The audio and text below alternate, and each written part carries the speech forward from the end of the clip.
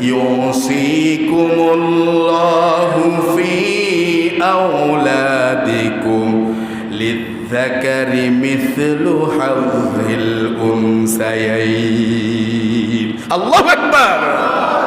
আল্লাহ পাক বললেন, আল্লাহ তোমাদের সন্তানদের সম্বন্ধে পিতামাতাকে, তোমাদের অভিভাবকদেরকে, তোমাদের বাবাদেরকে বলছেন, নির্দেশ দিচ্ছেন। কি দিচ্ছেন?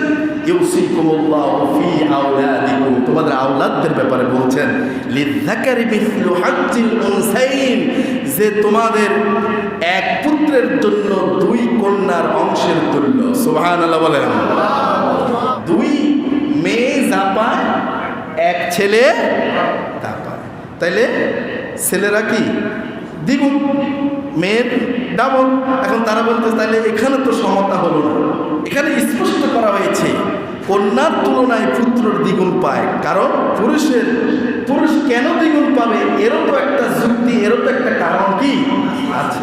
পুরুষ কেন পাবে? কারণ এর অনেক ব্যাখ্যা, অনেক কারণ আছে।